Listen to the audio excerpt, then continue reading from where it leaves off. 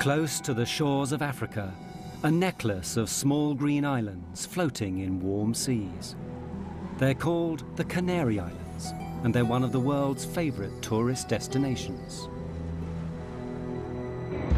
On March the 27th, 1977, two giant aircraft are heading there.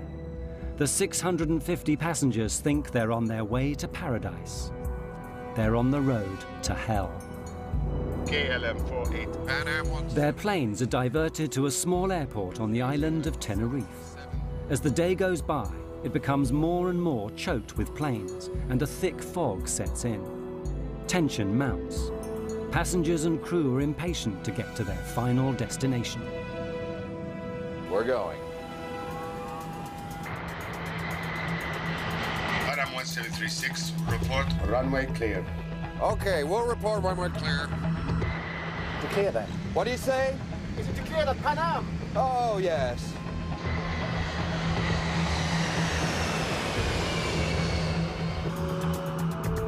There he is. God damn, that son of a bitch is coming straight at us!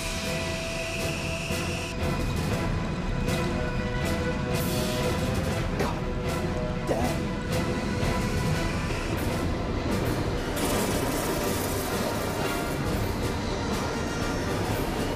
Come on!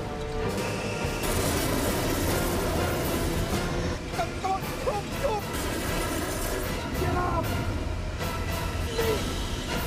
Get off!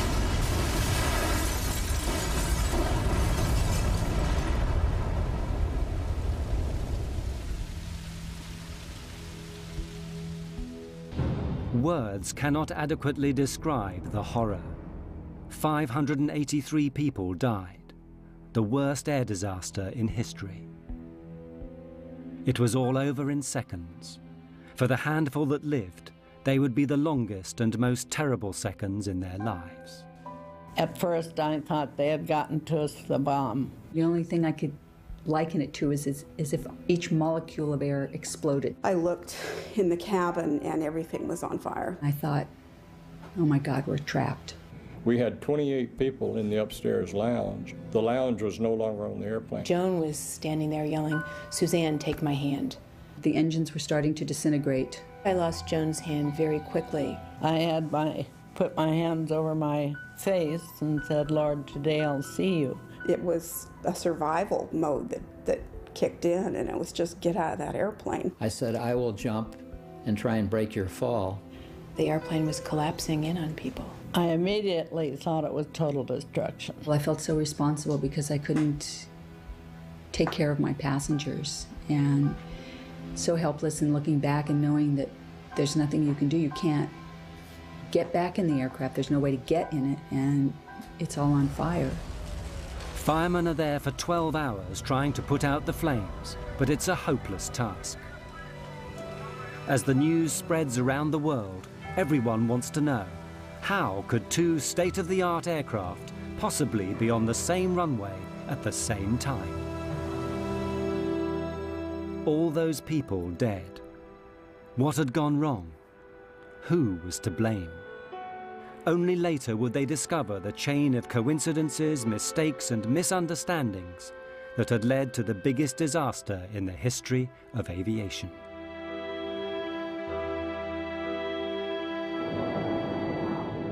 The story begins at midday on the 27th of March.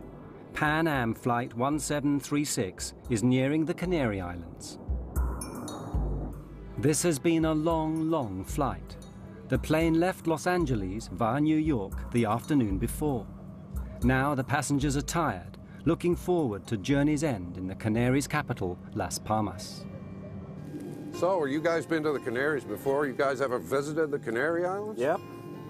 I had a great time there. Golden beaches. Oh. Grilled fish. Midnight swims. I could do with that.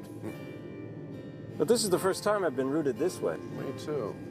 It's gone quickly. Yeah. And this particular flight was one of the first ones that was what we named a fly cruise trip. Most of the passengers were retirees. Their destination was Las Palmas. Then they would board a cruise ship and do a 10-day cruise. and then come back, and then they would be picked up again and flown back to the United States. What no one has told the passengers is the Canary Islands have their own local brand of terrorists.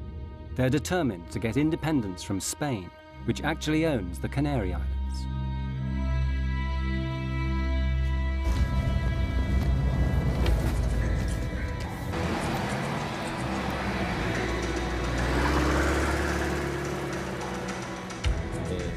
What everyone has to understand is that the Canary Islands are at war. As long as the islands are a colony, they will be at war with Spain. If the Spanish government doesn't agree to our three conditions, we'll launch full armed combat and we'll fight to the very end. Continuerons la lutte jusqu'à la fin.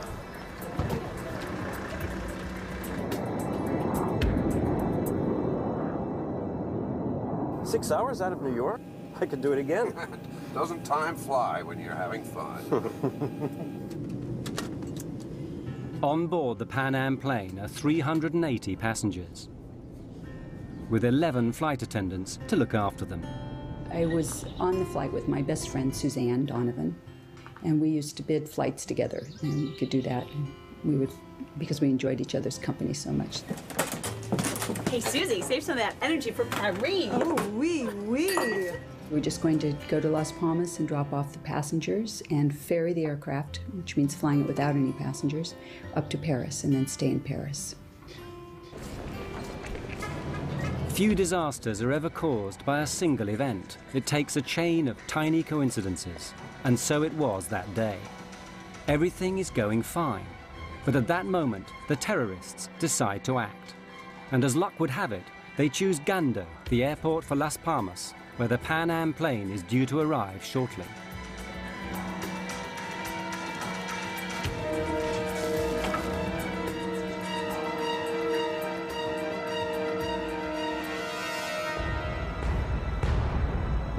Just ahead of the Pan Am is another jumbo jet from the Dutch airline KLM. It too is heading for Gando Airport with 234 Dutch holidaymakers. The captain of the Dutch plane is Jacob van Zanten. He's KLM's star pilot. It's his face that appears in adverts all over the world. Van Zanten is so senior, he hardly flies anymore. When he's not in the photo studio, he's in a simulator training young pilots, like the man in the next seat, Klaas Meurs. He'd personally given Meurs his license, something which Meurs is not likely to forget. You're just now looking at the arrival information for Gando? Yeah, I'll program in the alternates as well. We can do the briefing anytime. For future reference, I don't like to leave it this late in the flight, okay? I was just rechecking the procedures. No times to worry about here. Good. Thank you.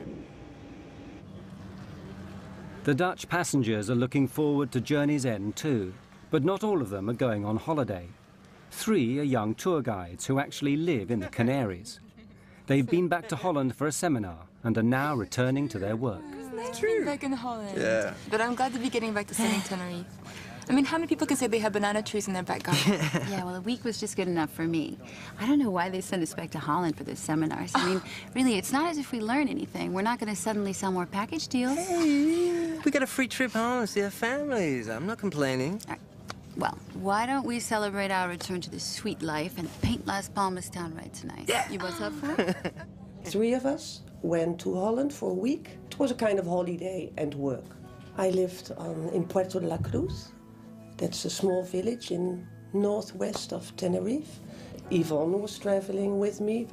Walter was traveling with us. And it was nice to see your colleagues every year. It was a very nice atmosphere on board and a very relaxed atmosphere. There are many families on the plane taking an Easter vacation break. Among them, 53 children.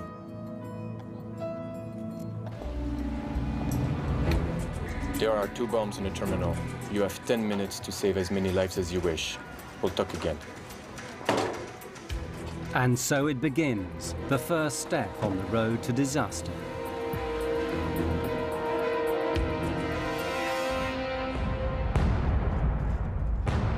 On the Pan Am plane, they know nothing of this. all is relaxed as the flight nears its end. You have control. Gando's already dialed in there. Yeah. Crew, Gando, Las Palmas Airport in 45 minutes. Ah, sí. Gando, Las Palmas Aeropuerto. Hombre. Ah, hand me the arrival info, would you? For the passengers, a welcome sight. The flight attendants beginning to tidy up in preparation for landing.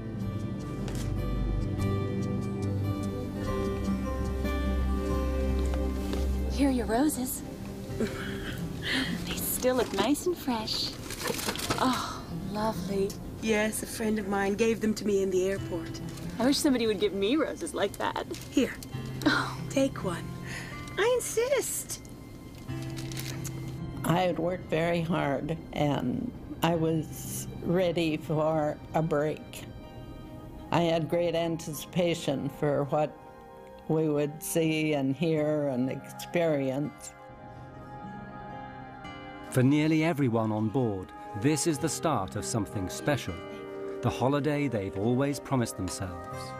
My husband and I were taking this trip to celebrate our 10th wedding anniversary. It was the first really big trip we've been able to take because we'd been in school forever and didn't have the resources to take a trip like this before. Atención, este es un mensaje de seguridad. Please leave all your belongings behind and exit immediately. All passengers must leave the terminal immediately. Attention all passengers. Leave all your belongings and exit immediately. All passengers must leave the terminal. At Gando Airport, the terrorist bomb explodes, badly injuring a shop assistant. Luckily, she's the only victim so far. Approach. Security here. We've had an explosion in the terminal and we've been told to expect another. We've got to close the airport now. You need to divert all inbound traffic. Of course, right away.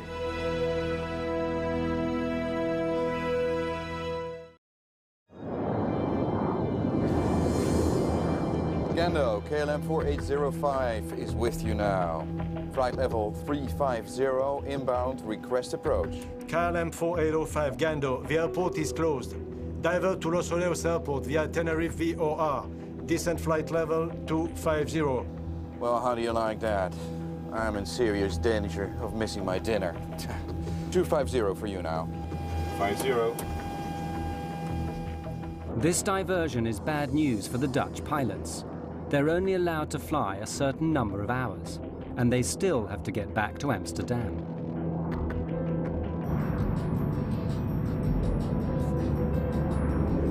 Gando, Pan Am 1736, good afternoon. We're on flight level 370, 120 miles west, inbound, approach. Pan Am 1736 Gando, the airport is closed. Divert to Los Olivos Airport via Tenerife VOR. Descent flight level 250. We filled her up at New York. Ask them if we can wait. What would you say, George? 2 hours up here? 2 hours easy. Gando, 1736 requests a hold over Las Palmas. We have enough fuel to wait about 2 hours. Negative, sir. I say again, the airport is closed. We had an explosion in the terminal. There's already a long line of aircraft in front of you. Expect halts at Los Olivos. Contact Canaries approach now on 118.5. Oh, that's just great. I think they just had so much traffic to deal with, they didn't have time to even consider giving an airplane clearance to hold or whatever. So that's what I assumed, that they had made up their mind that they were just diverting everyone to Tenerife.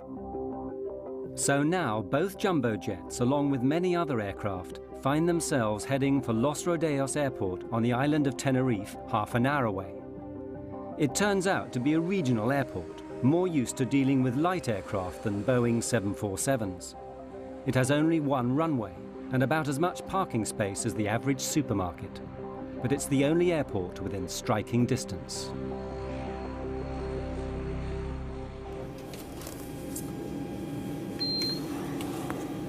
Ladies and gentlemen, this is Captain Grubb speaking.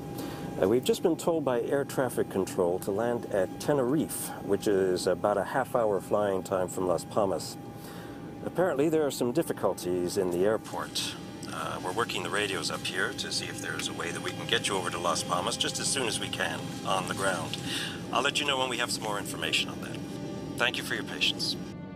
When they made the announcement that we were not going to be able to land right then at Las Palmas, mostly I was frustrated because it had been a really long trip, and I was tired, and time changes and this and that. So I guess I would say that the chief feeling was frustration and sadness that we couldn't immediately disembark and get on a boat.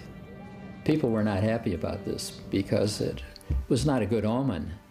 You know, it was not a good omen having this take place. For the air traffic controllers at Los Rodeos, it's not good news either. It's Sunday and they're short-staffed. In the tower, there are only the two of them. Enough on a normal day, but today there threatens to be as much traffic as a motorway on a bank holiday Monday. The hell are they thinking? What do they want? That makes 4 planes already and 2 747s on the way. So what have we got? Panam 747, KLM 747. KLM 4805, you are number 3 behind the 737. Report outer marker. 4805, follow the 737, report outer marker. My God, I've seen postage stamps bigger than this place. God, we're gonna get boxed in here, God damn it. Anyone care to hear about the landing checklist? Class, you're flying. You've got to call the landing checklist. Landing checklist, please. Auto brake? On medium, you never know. Runway is short, and on top of it might be slippery. Be careful. Lima Tango 107, you are clear to descend to flight level 80, holding pattern. At Los Rodeos, planes are pouring in one after the other. Sunjet 282, switch to ground now on 118.7. Sunjet 282, switching to 118.7. Good day. God damn it. Of all the days this has to happen. Just when Spain is going to teach Hungary a lesson in football. I don't know. For sure it's bad timing. How are we supposed to get all these planes down? That Sunday, the two controllers find themselves thrust into a situation that's way over their heads. Los Rodeos had never seen so many big aircraft all at once. Contact standby for taxi clearance. Sunjet will take your place. You can begin your taxi just after it passes behind you. Brake, Spantax, hold on. Hey, say, where are you going to put the KLM? Next to the breathing 737. No choice. Still waiting for the Panam 747. Yeah, but that's 2 large carriers. It won't be easy to handle. You gotta leave some room for these other planes that want to roll. Panam 1736, leave level 230 now for level 120, call back crossing 180. The Pan Am plane begins its approach. 1736 cleared to flight level 120, report crossing 180. The passengers are fed up. After 13 hours in the air, they're wondering when it's all going to end. Say, why the diversion? Is anything wrong at the airport? Oh, no, just a slight technical difficulty. It'll be cleared up in no time. Nothing serious? No, nothing to worry about. At the back of everyone's minds is, how long is this diversion going to last? Is it going to jeopardize their cruise? Will they miss the boat? Their tour guide reassures them. Hello, everyone. This is Beau Moss speaking. Ladies and gentlemen, our cruise ship, the Golden Odyssey, has got its engines running and will, I've been told, come out to pick us up if this delay should continue. So it will be just a few minutes longer. Please bear with us.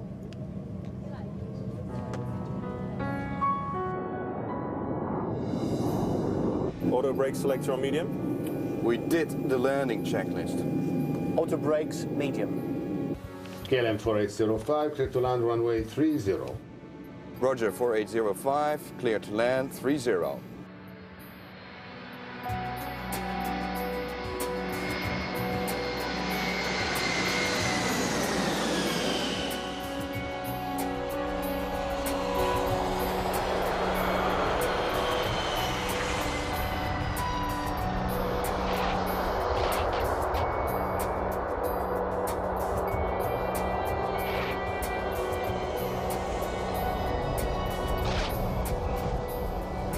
Nice. Clever kiss landing. Nice and smooth. Grandma didn't spill her tea. Next time, just get the plane stopped. Don't eat up all the runway. You never know. Okay? Right. I think he wants us to park parallel to the 737. All right. You've got room on my side. You can turn. Stop. Brake here. Stop. All right. That'll do. That'll do. Good, good, good. Los Radios ground. KLM 4805. 4805 ground. Yes. Any idea how long we're going to be here? Negative 4805. We're waiting for the word from Gando. Well, then, we need to get our passengers in the terminal so they can be more comfortable. How many passengers do you have on board? 273 passengers. I'd rather not have them in here moaning and complaining. Roger, we're sending a passenger bus. Thank you. But this might only take a few minutes. Or it could be hours. You want to tell them to stay in there? The controllers are now stuck in the middle of a traffic jam, the likes of which have never been seen before at this airport. The tarmac is getting bumper to bumper. Miguel, take a look at this. Make it fast, man. We already got 2 aircraft blocking Charlie 1 and Charlie 2. The only option is to start lining them up down here. Not everyone's gonna make that turn onto Charlie 3. I already thought about that. We can squeeze the Pan Am 747 through here. How do you get them out if we ever do get them out? We'll have to backtrack them. Taxi down here, turn around, take off. He's gone, you do the next one. We'll be here all night, you know that, right? Or you can go out there and pave us another runway. Maybe I do. Rodeos approach, Pan Am 1736. There is some method in their madness. Sooner or later, they'll have to get all these aircraft out again. Since all the taxiways are blocked with aircraft, what they propose to do is to use the main runway as a taxiway instead. The planes will take it in turns to taxi down to the far end, turn round, and take off. Ladies and gentlemen, we apologize for this delay. While the flight crew... The Dutch plane waits on the ramp. Its passengers should be spending this afternoon on the beach. Instead, they learn they're going to spend it hanging around the departure lounge of a small airport. No. We're going to visit another airport first, Los Rodeos. Then we'll be going to Las Palmas. Maybe Las Rodeos. Yes. Go on. Let's get your shoes on. It is weird. Robina, Walter and Yvonne actually live and work on this island. So when they eventually get to Las Palmas, they'll have to get another plane to bring them straight back again. Well, maybe we could get off here. Yeah, and what about our bags? You're so materialistic. Just because you want to see Paul doesn't mean the rest of us have. Robina wants to see her boyfriend Paul in Tenerife tonight, not spend it in Las Palmas. I miss him so much after this week in Holland. I could skip Las Palmas, to be honest with you. We're moving. Let's go. Bye. See you.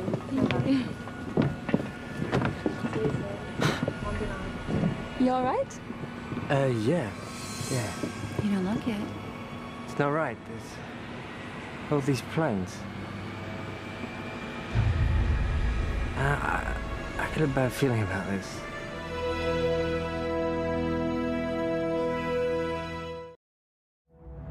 Because of a terrorist bomb explosion, dozens of planes have been diverted to a small airport on the island of Tenerife in the Canaries. One of the first to arrive is a KLM jumbo jet. Its passengers are taken to the terminal.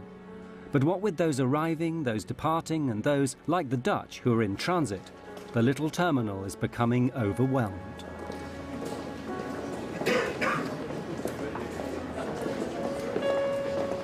Pan Am 1736, short final for 30. Pan Am 1736, clear to land, 30. And now the Pan Am is arriving, just to make matters worse.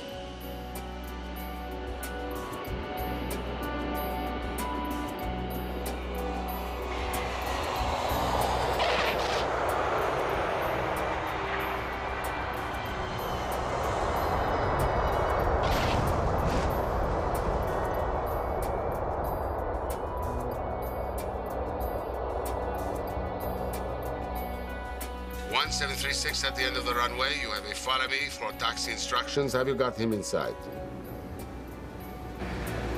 Affirmative, sir. 1736, you will be just behind 3 other planes. Have you got them inside? Looks a bit tight in there. 1736, be careful of your jet blast. When you turn, there's a plane just next to you. The ground situation was a traffic jam, because when we landed there, the ramp was so crowded with other airplanes, and we were directed to taxi down to the end of the ramp area and park behind 3 other airplanes. And basically that's all we saw, and we didn't know when the airport at Las Palmas was going to open, so we really didn't leave the airplane area, let's say. By this time, the terminal is so full, there's no room for the Pan Am passengers. They'll have to stay on board their aircraft. After 14 hours stuck inside it, they're not happy. Ladies and gentlemen, I've authorized a door to be opened and the stair ramp set in place so that anyone who wants can walk down and stretch their legs. Unfortunately, due to the number of other airliners here now, we cannot get near the terminal. Now, I know we've all had a long day already, so I hope that we can get you out of here in about an hour or so. Thank you very much. They actually allowed us to get off the plane and just to walk downstairs and stand on the tarmac, stretch our legs. I think everybody was getting weary of traveling and ready to start their vacation. They opened the doors to give us air and we could look out. It was cloudy and overcast. It kept darkening down and was not nice like we had hoped it would be. Everyone had been expecting tropical sunshine. Instead, it's damp and misty with clouds as far as the eye can see.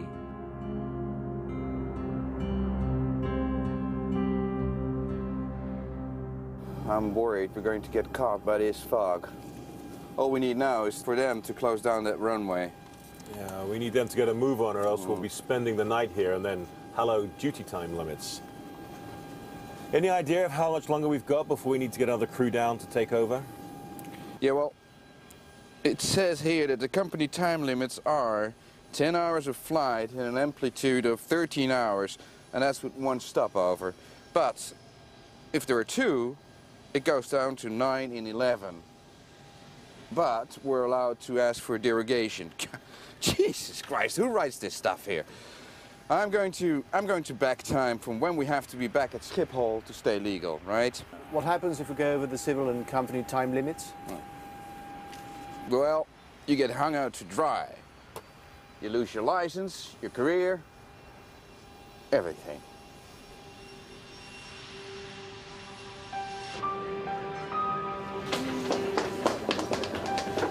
That's it, it's all settled. We can stay here in Tenerife. It's so stupid to go to Las Palmas now. We just have to come back tomorrow. And Paul's waiting. Let's get a taxi. Hey, slow down. Can't Paul wait another 24 hours? And they were making plans, you know, we're going to have dinner here and then we're going to have a drink there, and we just wanted to go back to him. In the end, it's love that saves Rubina. I met Rubina in December 1976. I fell in love, and we've never been separated. No, again afterwards. Why don't I pick up the bags and see you guys and stay together? Stay. You know, Walter and I actually know how to have a good time without you. Yeah. You'd just be a drag anyway, thinking about Paul the whole time. Really? Right.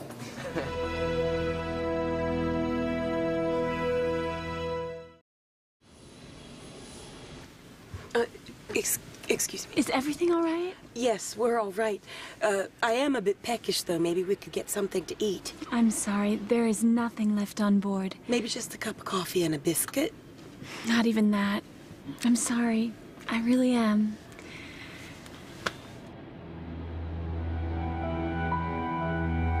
That was a long 4 hours without coffee or pop or anything. We had no food to serve. We had only the one meal that had been boarded in New York. We'd already served that before landing. And that was really all we had to serve.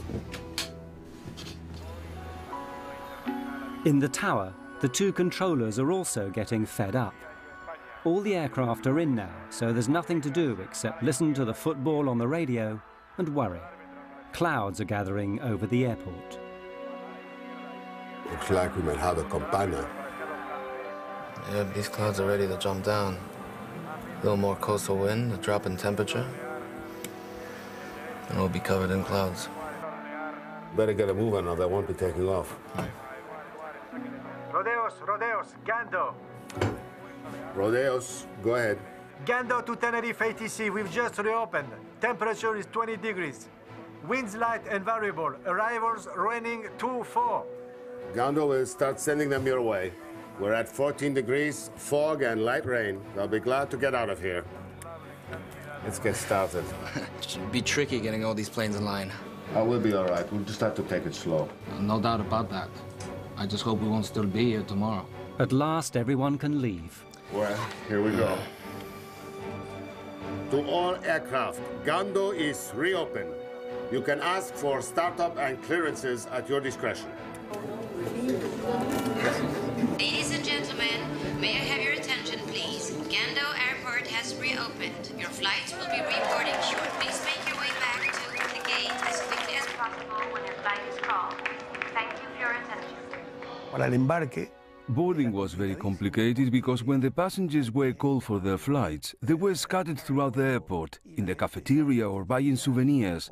We had to go around the map, and in fact, some passengers never did board the aircraft.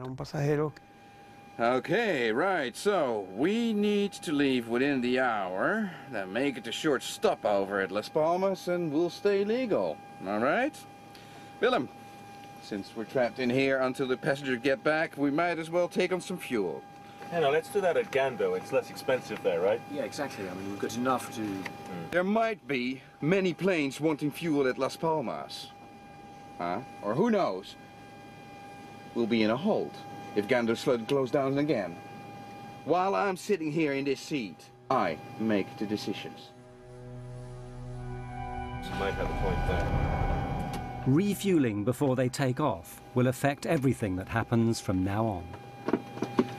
Ramp KLM 4805 requesting refueling.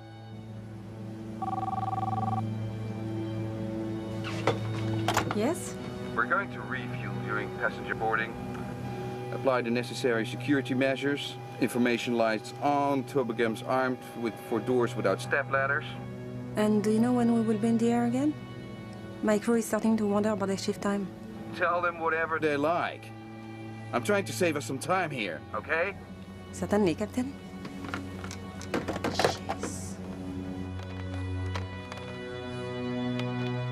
In order to keep the weight down at takeoff, the normal practice is to take on just the amount of fuel you need, plus a margin for safety. But the Dutch captain takes on 55 tons, enough to get him not just to Las Palmas, but all the way back to Amsterdam.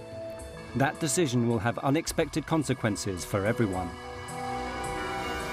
KLM 4805, passengers continuing to Las Palmas, Canal Port.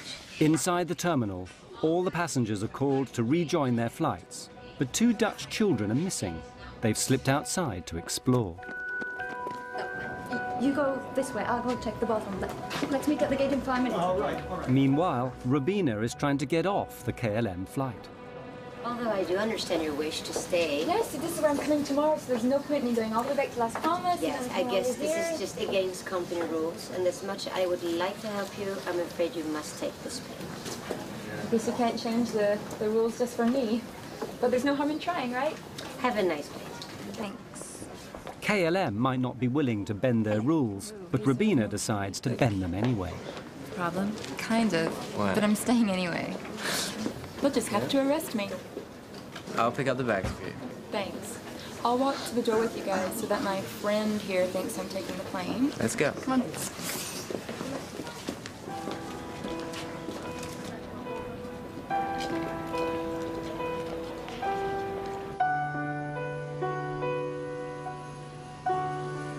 they wanted me to go with them. And they really tried to persuade me, and I tried to persuade them to stay.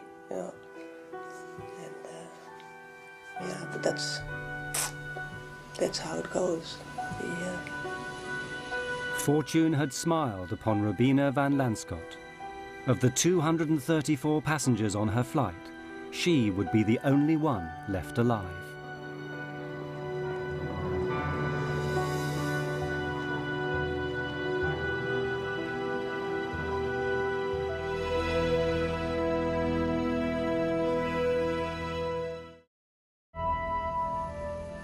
The temperature is 14 and falling. The dew point is 12, not a good sign. The visibility is going to drop like a rock. Weather. Hi guys, it's Fernando. What's the current visibility? Got it. Keep us posted if it changes, okay? In the meantime, we're going to let them go. The controllers need to move quickly before the weather closes them down. But some planes can't move. Rodeos ground, Pan Am 1736 request clearance. Las Palmas latest weather and taxi instructions. 1736, there's a delay for you. The KLM in front of you is refueling. Oh, come on, let's try to get around him. But there's going to be a revolt back there if we don't get moving soon. Ground, we'll try to sneak past him here. The Pan Am captain does his best. He starts his engines and tries to squeeze past. But a 747 is nearly 200 feet long. It's not built for squeezing. Damn, not enough room. George, why don't we get a breath of fresh air and take a look? The engineer and I went out underneath the right wing and basically stepped off the distance between our wingtip and the KLM 747's wingtip, and we were 12 feet short of being able to taxi easily around the airplane. For the sake of 12 feet, hundreds of lives are going to be lost.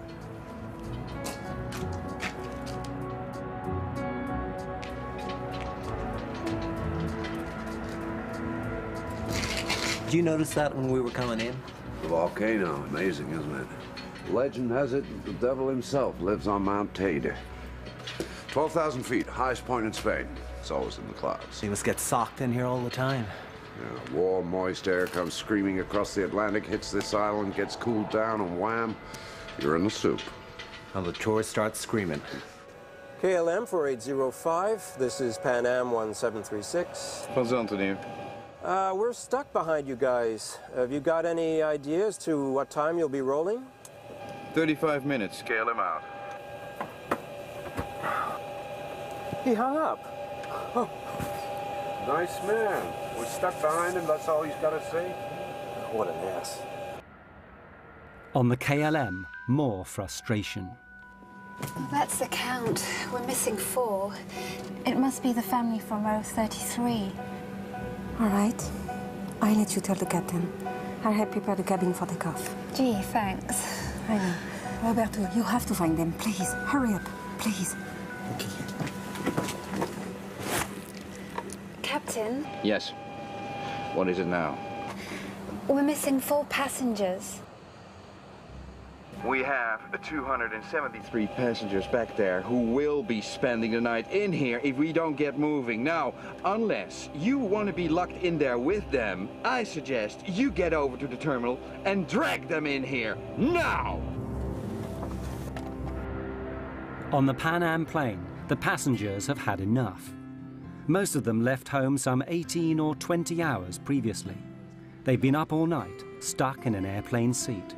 They're tired, jet-lagged, and they understand less and less why all these other planes seem to be taking off, but not them.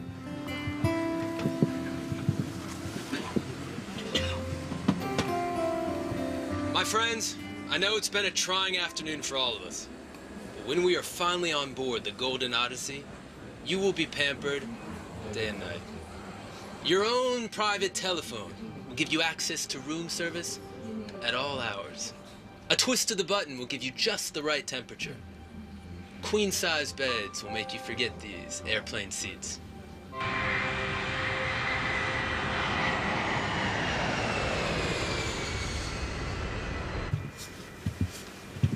Miss, I can see the other planes are taking off. What's the holdup? I mean, we were here longer than those other planes. We'll be leaving in just a moment.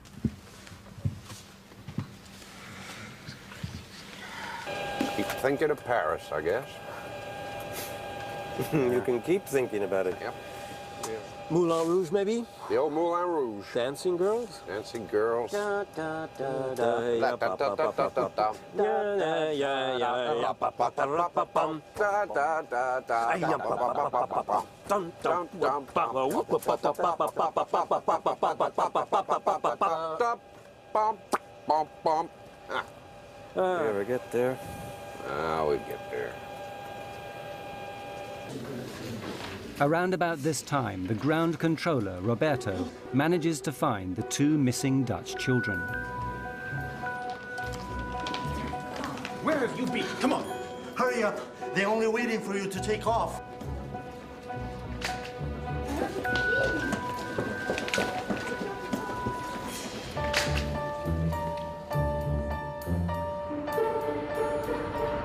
He takes them back to their plane, and as it happens, to their deaths.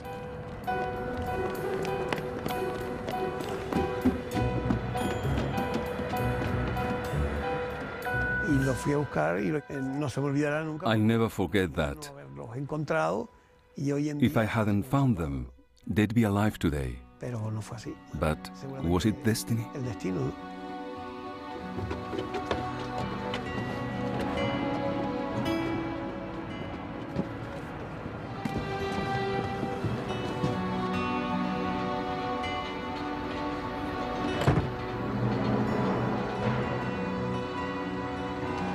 Station calling to start. Ground. KLM 4805 is ready for startup. 4805, clear to start. Checklist before startup. Plane free, blocks in place, doors shut and checked. Ready for startup in sequence 1, 2, 3, 4. Affirmative, ready on 1. The KLM pilots start their engines one by one and prepare to go back out onto the runway for takeoff. If the weather were good, there'd be no problem at all. But everything is changing rapidly, and for the worse.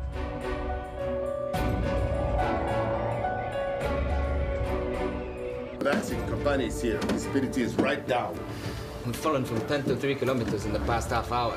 But there's good wind. There will be some hole. Yeah, but let's face it, the weather's not going to get any better.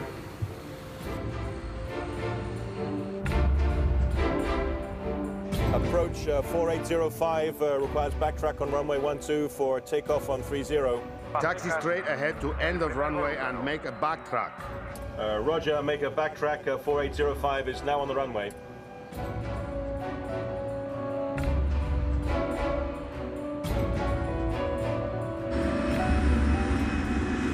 The KLM is now back on the runway. The Pan Am prepares to follow them a few hundred meters behind, through the fog, which is getting thicker by the minute. Pan Am 1736, ready to start. Pan Am 1736, you are clear to start. Thank you. Please make sure your seat belts are fastened, your tray tables are closed, and your hand baggage is stowed beneath the seat in front of you. The weather's taking a real dive here. Yeah, looks like we're getting sucked in. Hey, ask him to turn down the fog machine, will you? Pan Am 1736 clear to taxi on runway following the KLM. Pan Am 1736 following KLM. Basically, our instructions were to follow KLM, to backtrack down the runway. Now, backtrack means that you're taxiing down the runway in the opposite direction of the takeoff, following KLM. 335 tons of Boeing 747 turn out onto the runway, at first traveling at about 15 kilometers an hour, but not for long. A fog bank started on the right hill. This particular airport is situated between two fairly big hills.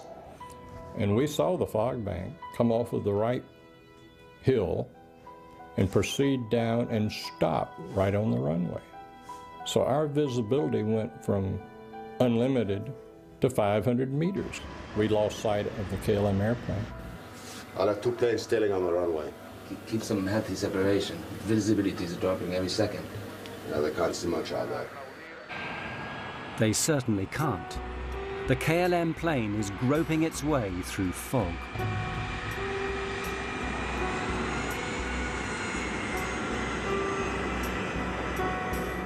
Can barely see the pavement. We're down to 50 knots ground speed, Scott. Taxi checklist. This is a nightmare. We'll never make the limits at this rate. And I really don't want to be spending the night at Las Palmas. I'll give headquarters a call. Taxi checklist. Please. EPR, ADI, safety compass. Compared and checked. Okay, we're massing 200 tons with 55 tons of fuel. The parameters are checked and verified by myself. Rolling checklist completed.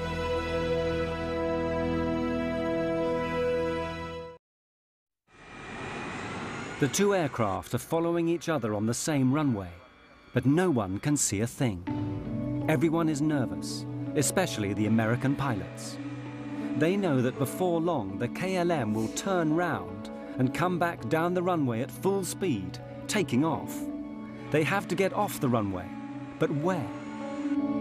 Pan Am 1736. Pan Am 1736, approach. We were also instructed to taxi down the runway, is that correct? Affirmative. Taxi into the runway. And leave the runway third. Third to your left. Third to the left, okay. Third, he said?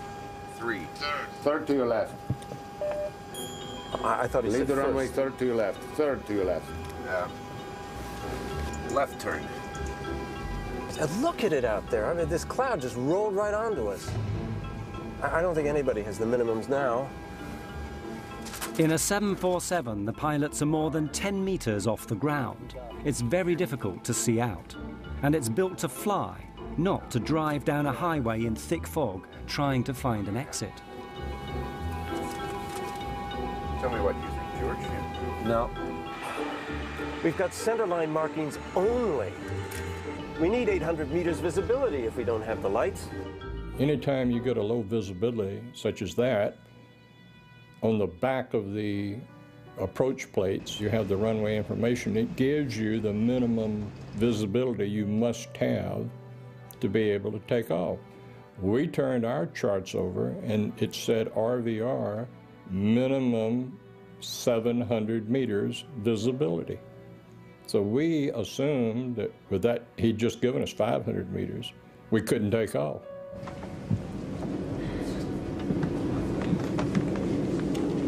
My feet are killing me. Something tells me this isn't going to be over anytime soon.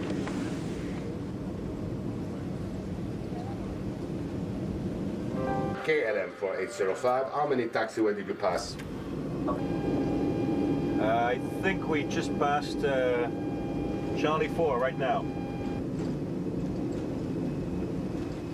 Okay, at the end of the runway, make 180 and report.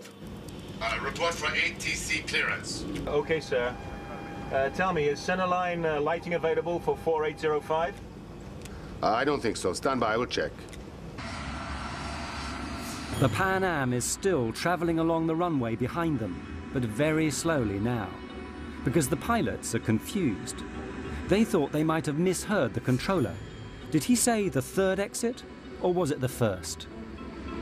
The first one was a 90-degree turn. Yeah, okay. This one down here is a 45. It must be the third. But this third exit seems to be an impossible turn for a 747. There must be some mistake. The logical exit is the next one, Charlie 4. It's only a 45-degree angle and leads to where they want to go. I'll ask them again. Would you confirm that you want Pan Am 1736 to turn left at the third intersection? The third one, sir. 1, 2, 3. Third one. A 1, 2. Good, well that's what we need, right? The third one. Uno, dos, tres. All right. 1736, report runway clear. Pan Am 1736. We couldn't see any taxiways. We couldn't see barely the center line of the runway we were taxiing on, but we knew that the 45-degree angle to the left was the taxiway we were supposed to take.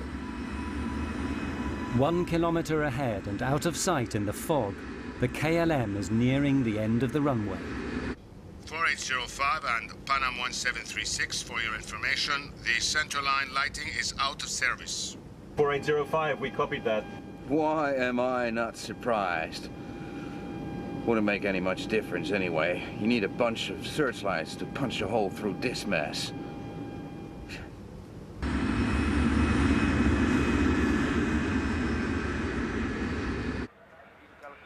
Back in the control tower, things are becoming stressful too.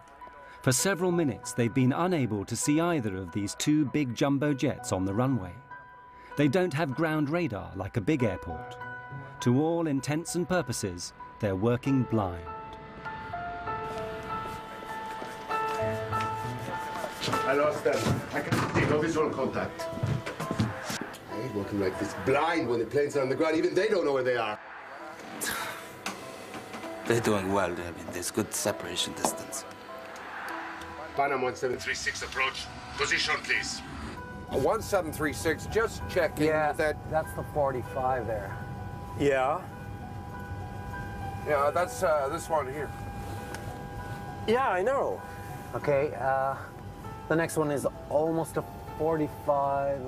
Yeah, but it goes, but it goes ahead. I think it'll take us to the taxiway. Yeah, just a little bit, yeah. Okay, for sure. Maybe he counts these as 3. Oh, I like this.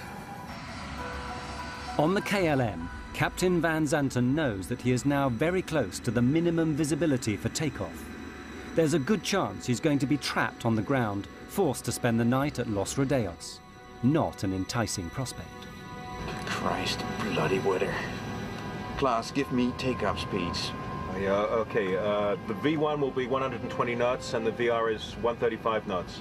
I'm preparing the frequencies, 139 and 138.7. Lights on. Affirmative. Strobes as well.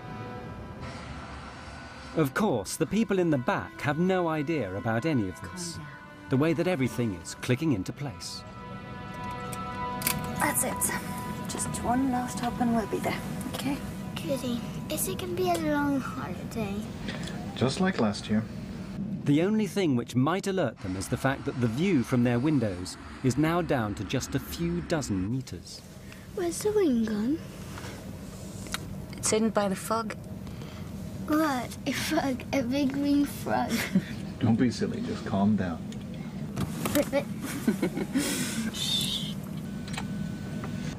Chewing gum to pop your ears? Yeah, sure. Thanks. I wonder if Rubina will have a good time tonight. Oh, are you worrying about her? Oh, she always manages to have a good time. That's true. At the end of the runway, the plane begins its 180-degree turn. How many have taken off now? Feels like we've been taxiing for hours. I can't see anything. Do you think they can see any better out the front? Maybe, yeah. No? There's a lot of fog out there. It's just after 5 p.m. The 2 aircraft are now face to face, a kilometer apart, unable to see each other in the fog.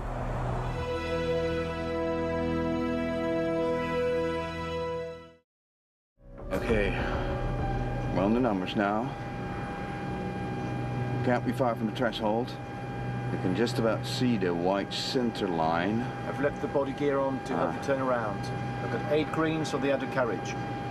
Wipers on. Lights are on. I said wipers on. All right, there you go. Okay, we have 700 meters visibility here now. Wait a minute. We don't have ATC clearance. I know that. Go ahead, ask. KLM 4805 is now ready for takeoff. We're waiting for ATC clearance. KLM 4805, you're cleared to the Papa Beacon. Climb to and maintain... ATC clearance is the route the aircraft intends to take once it's left Los Rodeos. But it's not permission to take off. That has to be obtained separately. Las Palmas VOR. Roger, sir. We're cleared to the Papa Beacon, flight level 90. Right turn out 040 until intercepting the 325. We're going. No! Stand by for takeoff, I will call you. And we're still taxiing down the runway. Pan Am 1736. Pan Am 1736, report runway clear. Okay, we'll report when we're clear. Thank you, 1736. He asked us, were we off the runway? And I responded back, negative.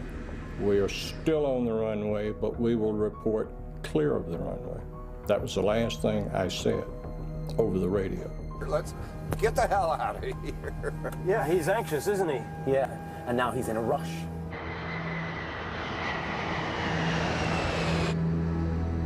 We were only taxiing at 3 miles an hour. Nothing in my mind would have even given me the thought that he was taking off.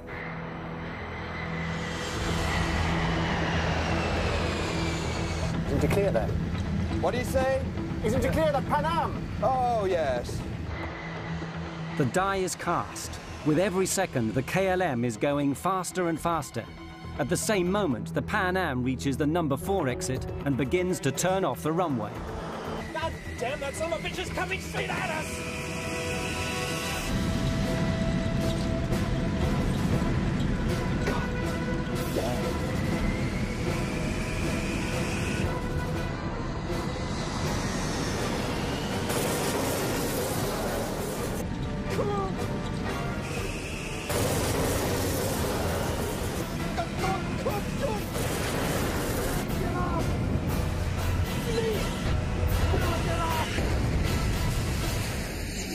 When he hit us, I didn't think he'd done us that much damage because the airplane very quickly shuddered. The first thing was this huge, loud noise, and the only thing I could liken it to is if each molecule of air exploded. That's the way I thought of it afterwards. It just was so loud. At first, I thought they had gotten to us the bomb, and it came up and slammed down. The lights went out, and flames came through. I had put my hands over my face and said, Lord, today I'll see you. The minute I opened my eyes, I looked in the cabin and everything was on fire. All the windows were going in the cockpit. I looked out to the right wing was on fire. I looked back to the left. We had 28 people in the upstairs lounge. The lounge was no longer on the airplane. It was just a big hole there. And I could see all the way to the tail of the airplane, just like someone had taken a big knife and cut the top off.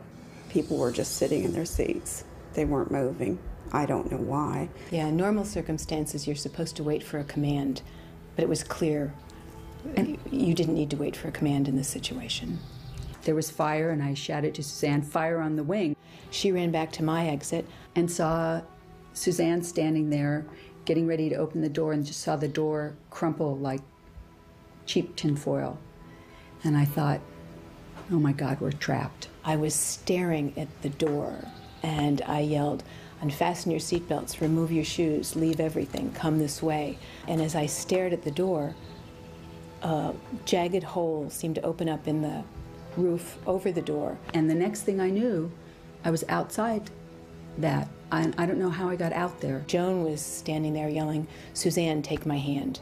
And I was standing above the level of the door on fuselage rubble pieces.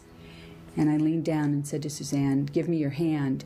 She grabbed me out with one hand. I mean, I don't know how she lifted me. And then we were standing up on top of almost on top of this airplane.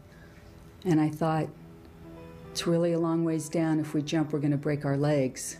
We were on debris. It was like ice flows, big chunks of fuselage kind of moving all around. The engines were starting to disintegrate already. We could hear them disintegrating and throwing metal. I lost Joan's hand very quickly, so I jumped. And it seemed like the leap from a second-story building. The captain He elected to jump down in the first class section of the airplane, and when he hit the first class floor, the floor collapsed and he fell on down into the cargo area. It was so hot that the oxygen bottles exploded and burned him very badly, as a matter of fact. It was a survival mode that kicked in, and it was just get out of that airplane. I didn't stop to think about how it happened. I went to where the door would have been, and I left my wife seated, and then it came to me, what am I doing?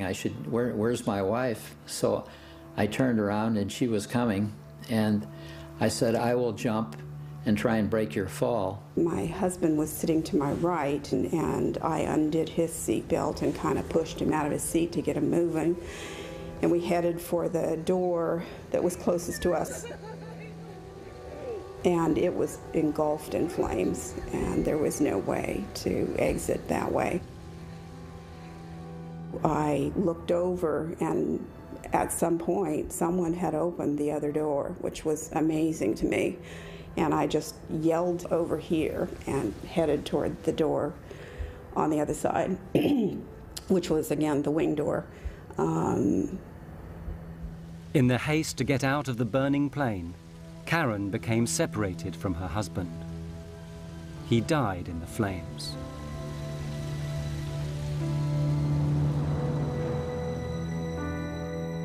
I immediately thought it was total destruction. It never dawned on me that I would make it. But I thought, hey, you know, do something. Don't just sit there, do something. I just went over the seat backs, and I'm not that athletic really, but I went over 3 rows of seats. One man was sitting there looking like I need help, but I couldn't help him. When KLM hit us, all communication stopped. The tower called and couldn't get any response from either the KLM or ourselves. There was an airplane in the holding pattern right above Tenerife. Called the tower and said, I see smoke and wreckage on your runway. Rodeos approach Sterling 105. We're downwind from runway 30 and something's glowing on the field. Looks like a fire. Are you aware of any fire? Shit, this can't be true!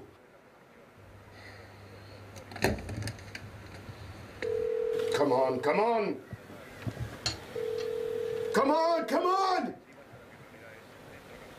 He hits the emergency warning. After KLM hit us, he went on down the runway and hit on the runway 1,500 feet down, closer to the tower. So when the fire truck and the ambulance came out, they got to him first. So no one came to us for quite a while. As a matter of fact, I remember thinking, I wonder why somebody hasn't gotten out here to help us.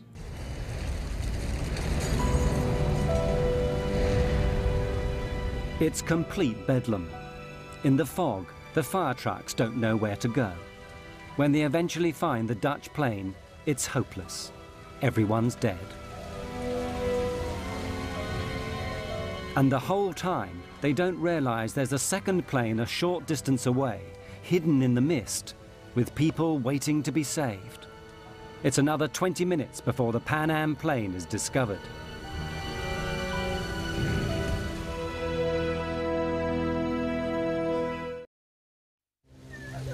Only 20% of the Pan Am passengers get out alive, and most of them are gathered on the left wing, which has somehow miraculously remained intact.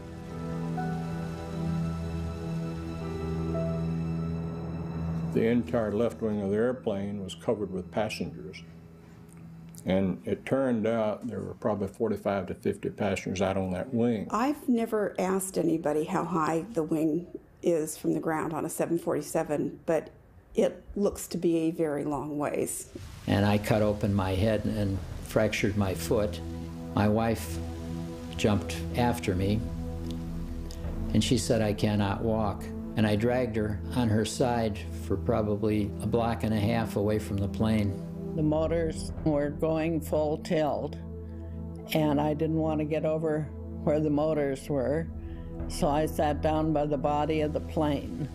I had no comprehension at that moment that I would be jumping off the wing and In the debris, you knew there were trapped passengers and people, and there was absolutely nothing you could do to help because the airplane was collapsing in on people. Only one door was opened by a crew member, and that was one of the black flight attendants who did that. And she lost her life when the engine disintegrated and debris hit her. And I thought if we could just walk around to the other side of the plane, we would find all of the passengers and our other fellow crew members, which of course wasn't the case. Even 20 minutes after the disaster, the controllers in the tower still have no idea how serious things are. Departing aircraft. All departures are suspended until advised. Hello.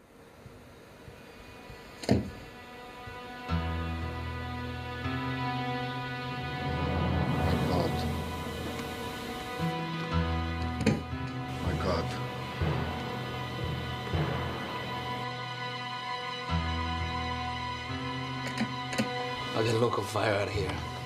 Notify the ambulance. We have an emergency. We need every vehicle they've got. We're done. It's can't be our fault. I mean, I told him to clear the taxiway.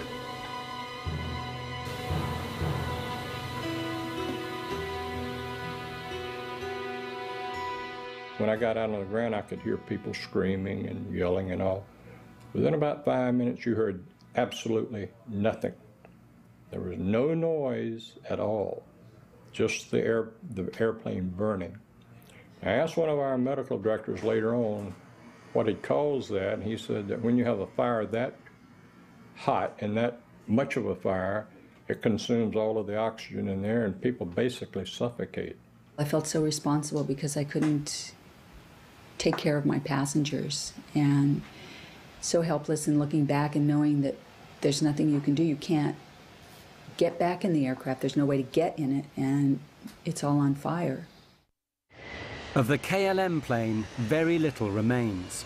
It had continued flying for another 400 meters before slamming into the ground. The 55 tons of fuel it had taken on ensured that everyone on board died in the fiery explosion. It was personal vehicles, cars and trucks that seemed to come onto the grass and gather up people. About 75% of our surviving passengers got to the hospital in taxicabs. It was a wild, crazy ride as we were going to the hospital.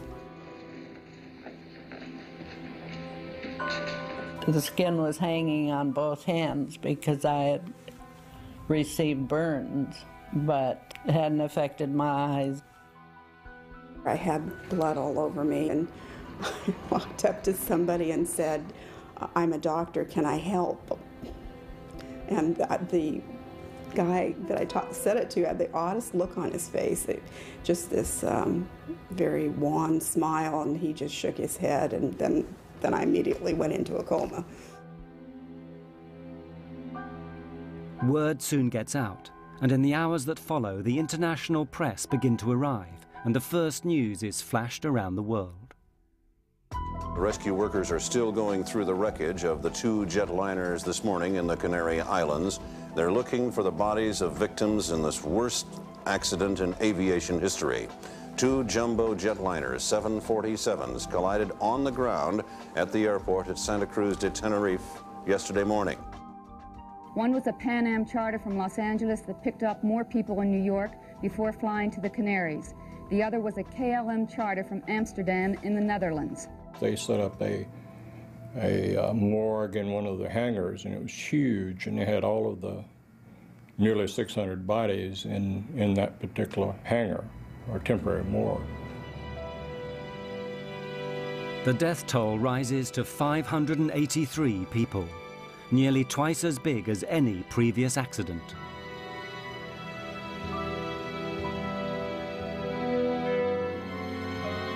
And then everyone begins asking the same questions.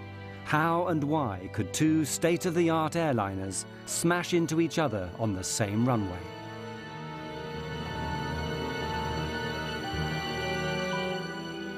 Very soon, a whole army of investigators begins arriving from the 3 countries involved, Spain, Holland, and the United States. Under the rules that govern this sort of thing, they all have a right to be there, but that doesn't mean they're going to get along. In Spain, the military still runs everything, including aviation. When the American team from the National Transportation Safety Board arrives, the Spanish general in charge won't even let them into the room. I sneaked in and I went to the general and told him, the general, my name is Luis Carmona. I represent the U.S. government, the NTSB, and I am here to participate in the investigation. He answered back to me, I represent the king and you get out. So as I was walking out, he looked at me again and he said, hey, you don't look American. And I told him, well, yes, I am an American, but I was born in Cuba. And he said, well, so did I. I was also born in Cuba. So he turned around and he asked me questions and asked me to bring my team in, and we started doing the accident investigation then. The investigators discover the chain of coincidences that had led remorselessly to the deaths of 583 people. If any one of them had not occurred, neither would the accident. The first had nothing to do with airplanes, a terrorist bombing perpetrated by a small group fighting for their independence. Their intent was to create publicity for their cause. In that, they certainly succeeded. There are 2 bombs in the terminal. You have 10 minutes to save as many lives as you wish.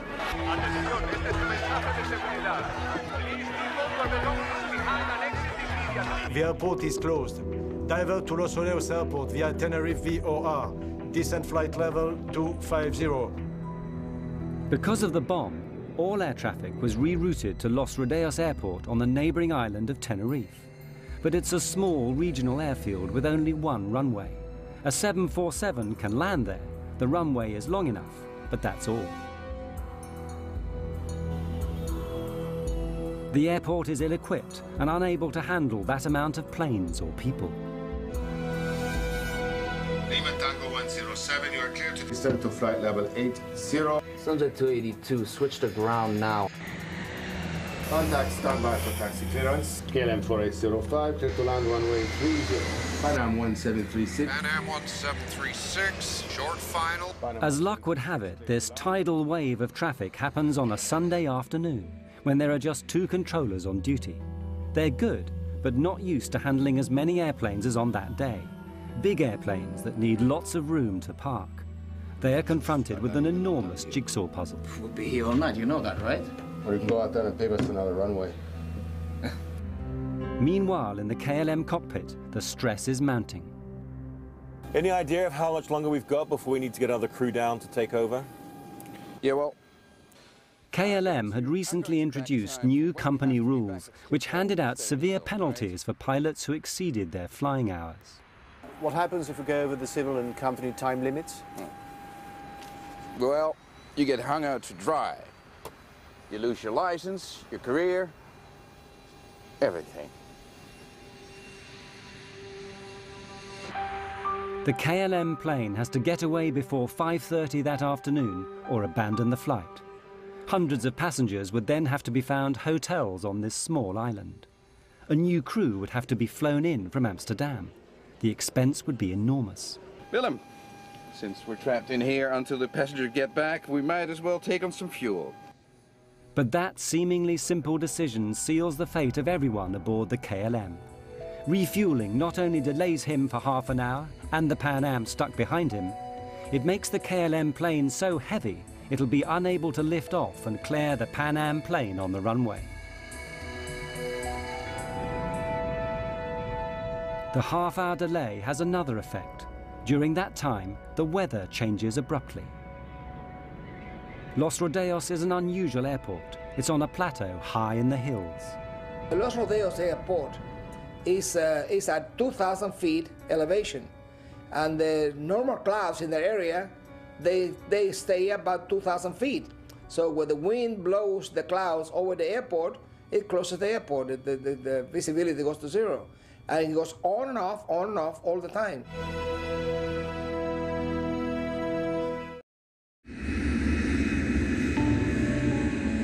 Unfortunately, for an airport that's constantly lost in fog, Los Rodeos is ill-equipped to deal with it. It has no ground radar so that controllers can see where the planes are. In fact, the facilities are downright primitive. When he was not, they had a person sitting in a building next to the runway, and he just took a visual measurement of the weather, and that's how the weather was checked. And that's about all. In the fog that day, both aircraft are invisible to the controllers. I lost them. I can't see no visual contact. There are no runway center lights working either. Visibility is on the borderline of what is safe. In fact, as far as the Pan Am crew is concerned, it's below the legal minimum, so no aircraft can take off. Look at it out there. I mean, this cloud just rolled right onto us. I don't think anybody has the minimums now. But the Dutch are working to a different set of rules. The scene is all set for a disaster. What will actually trigger it? The Dutch investigators thought they'd found the reasons. God damn it. Of all the days this has to happen. Just when Spain is going to teach Hungary a lesson in football. The controllers, they say, were listening to the football on the radio. Perhaps their minds weren't on the job. Furthermore, their bad English had confused the pilots. Taxi into the runway. And leave the runway third. Third to your left. Third to the left, okay. Third, he said? 3. Third. Third to your left. I thought he Leave said the first. runway third to your left. Third one, sir. 1, 2, 3. Third. Third one. 1, 2. Good, well, that's what we need, right? The third one. Uno, dos, tres. We were listening to the controller talking to the other airplanes. We were listening to the controller giving the ATC clearances, the taxi clearances. And he spoke clear enough English for anyone, I think. So I'd have to say, no, I don't think the controller was involved at all. I don't think he had any fault at all in this accident. 1736, just checking that. That's the 45 there. But the Dutch haven't finished yet. Yeah, that's this one here. Yeah, I know. They make an even more controversial claim, one that provokes a blazing row, that the Pan Am plane had caused the accident by being on the runway when it shouldn't have been. They hadn't followed orders to turn off. Okay, for sure. Maybe he counts these as 3. Oh, I like this. They were going to taxiway 4. He was instructed to go on 3, but he had to go 4 because taxiway number 4 was the one that had 45 degrees, and it was easy for the 747 to access it. We said, confirm which taxiway you want to take, and he says, the third on your left, 1, 2, 3, the third on your left.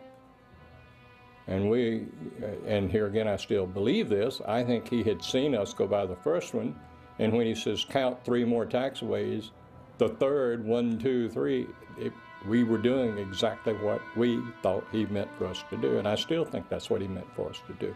It was the logical taxiway to take. Whether they should have taken the 3rd or 4th exit became largely irrelevant anyway, because it became clear that Captain Van Zanten had made one of the most elementary mistakes a pilot can make. He'd taken off without permission. We have 700 meters visibility here now. Wait a minute. We don't have ATC clearance.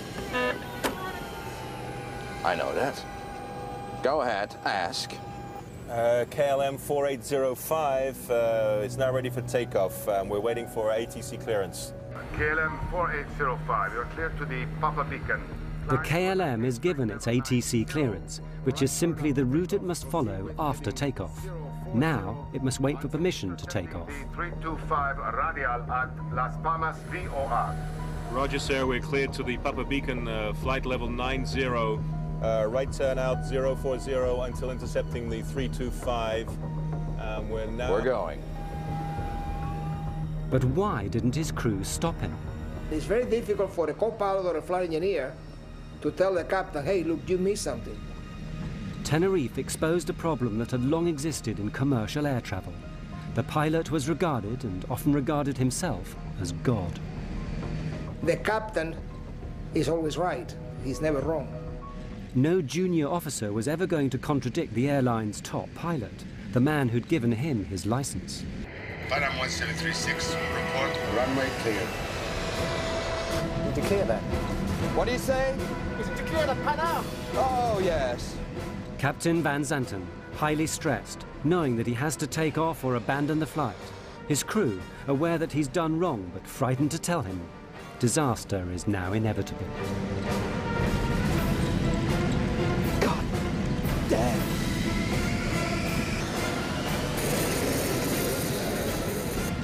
Come on.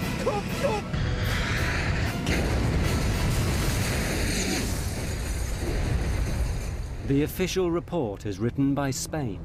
It blames the accident on Captain Van Zanten's decision to take off without permission. The Dutch refuse to accept it. They publish their own report, blaming language difficulties and the general confusion at Los Rodeos. What I learned from the Tenerife accident is that regardless of how well qualified, experienced, professional, and exact professional you are, okay, accidents, as long as human beings are involved, accidents can always take place. The insurers pay out a record sum, $2 billion in today's money.